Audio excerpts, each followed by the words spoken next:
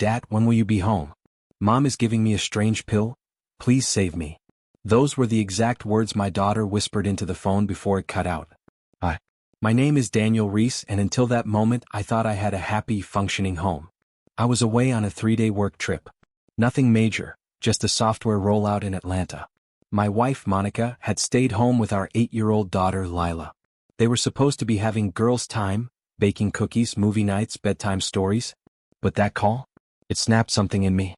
I faked a flight delay, left early, and drove through the night. I didn't tell Monica I was coming.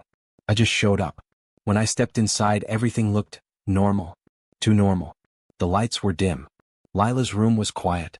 I knocked softly, expecting her to jump up, giggle, yell, "Daddy?" Nothing.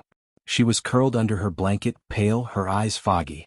She blinked slowly and whispered, "You came." I kissed her forehead. Then I stepped into the kitchen and saw Monica standing at the sink, rinsing out a small plastic cup. She froze. Her voice didn't match her smile. "You're home early. What pill?" I asked straight. She blinked. "What are you talking about?" I looked down. A half-dissolved capsule was in the sink strainer. And that's when I knew. She was going to lie to my face. She didn't flinch. Not when I asked about the pill. Not when I stared directly at the residue caught in the sink strainer like it was evidence in a trial. "I gave her melatonin," Monica said smoothly. "You know how she gets restless without you. It's just the chewable kind, Daniel." I looked back toward the hallway. Lila hadn't seemed restless. She seemed sedated. "You gave her what kind of melatonin?" She walked past me toward the pantry. "Here, look." She handed me a bottle with cartoon stars and smiling moons on the label. "For kids," it read. But it wasn't opened. Still factory sealed. I didn't say anything. Just stepped past her, pulled my phone from my jacket, and walked back to Lila's room. I sat beside her and whispered, "Sweetheart, can you tell Daddy what Mommy gave you?" She blinked. "A white pill, in a red cup.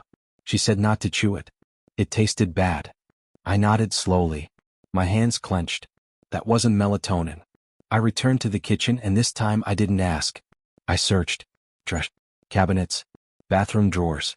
Then, tucked behind a basket of receipts, I found a small orange prescription bottle with the label peeled halfway off. No name. No dosage info. Just the pharmacy logo. When I turned around, Monica was staring at me, her arms crossed. "You're being dramatic," she said coldly. "You're going to ruin everything over one little pill?" I didn't answer. But I knew right then. I was never leaving Lila alone with her again. That night I didn't sleep. I laid next to Lila on the floor of her room, my hand gently resting on her back to feel every breath. I told Monica I was taking the early flight back in the morning, but I had no intention of leaving. At 2 a.m. I heard her on the phone. She didn't close the door. "I told you he wasn't supposed to come back yet," she hissed.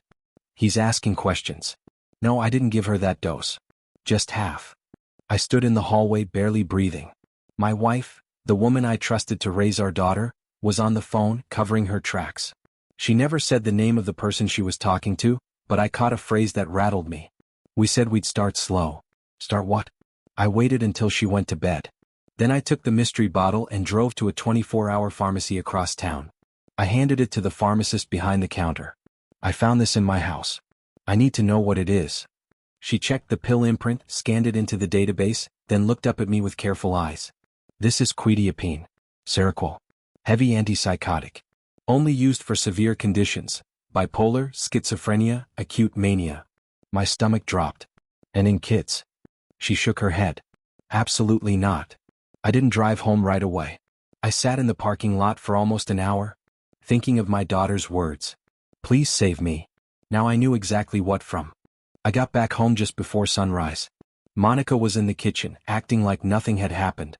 Eggs on the stove, music low, pretending the night before hadn't happened.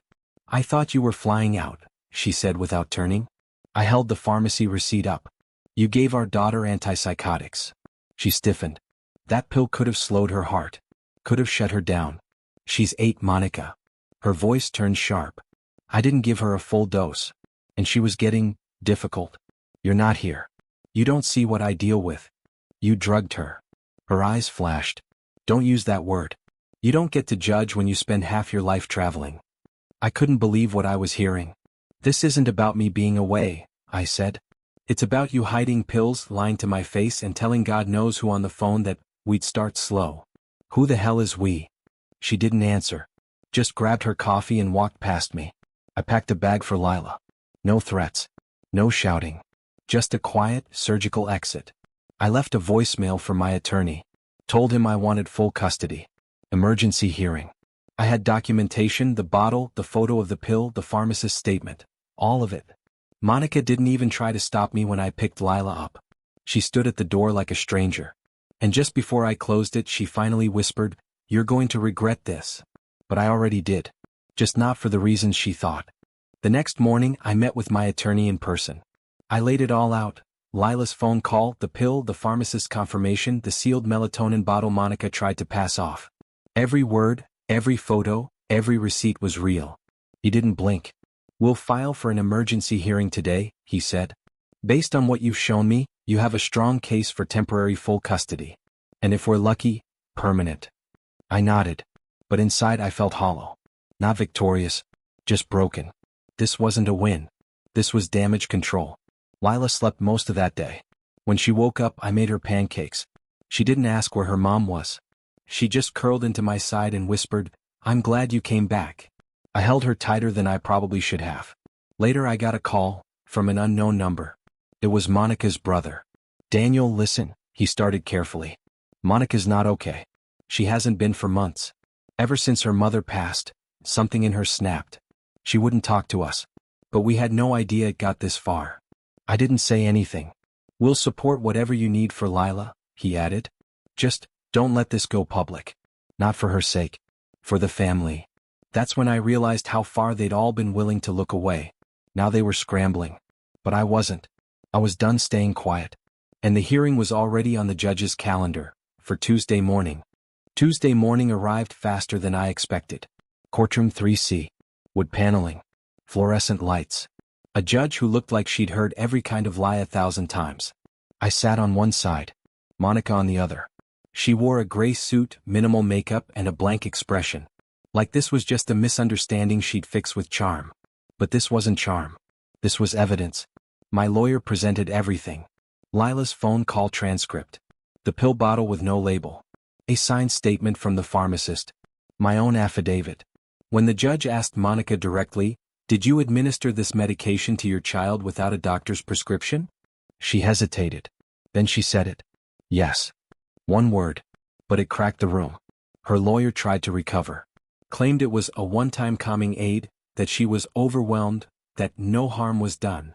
But the judge wasn't buying it. "I've seen harm look quieter than this," she said. "Temporary full custody granted to the father. Supervised visits only." I didn't move. Didn't smile. Just nodded. Monica's face didn't change. But her eyes burned holes into the table. When it was over, I took Lila's hand and walked her to the car. She asked softly, "Is Mommy mad?" I looked in the mirror at the woman who used to be my partner, now a stranger. "She's just confused," I said. "But we're safe now."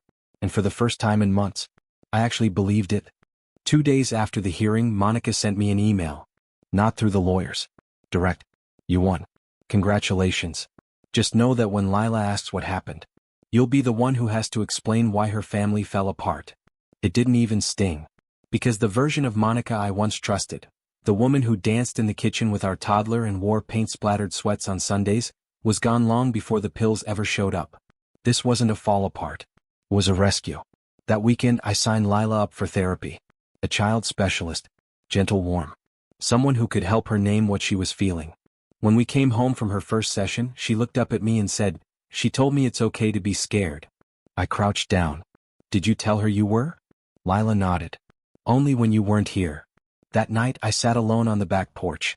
A glass of water. My phone in hand. I reread every text Monica had sent me over the last 3 months.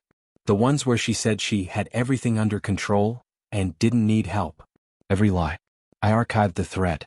All of it. Gone. Then I opened a new one. To my attorney. "Let's begin the process for full custody. I'm not fighting her. I'm protecting my daughter from someone I no longer recognize." And as I hit send, I knew. This wasn't the end of the storm. But it was the first real moment of peace. Monica didn't show up to the next court date. Her lawyer stood alone, fumbling excuses. She's overwhelmed. Needs time. Regrets everything. But the judge didn't blink. She read the evaluation. Lila's therapist had submitted a report, clear, professional, heartbreaking. Patient displays signs of prolonged stress, verbal manipulation and emotional confusion. Strong attachment to father. Safe response when separated from mother. Those words sealed everything. Full custody, granted. Visitation, suspended, pending psychiatric review. It didn't feel like a victory. It felt like climbing out of wreckage barefoot. Afterward, I took Lila to a park. She held my hand the whole time. She'd started smiling again, little things like swinging too high or spotting a squirrel. Real smiles. Not the ones she used to fake at the dinner table. We sat on a bench. She looked at me and asked, "Is mommy gonna be okay?" I didn't lie. "I hope so. But until then, it's my job to keep you okay." She leaned her head on my arm. That night, I stood in the hallway watching her sleep. Peacefully. Arms around her stuffed fox, blanket kicked halfway off like she always did. And I remembered that first call. Her voice trembling. "Please save me." I did. Not with rage. Not with vengeance. With truth. With action. With patience. I closed her door gently, turned off the hall light, and walked back into my life. One that was finally, mercifully ours again.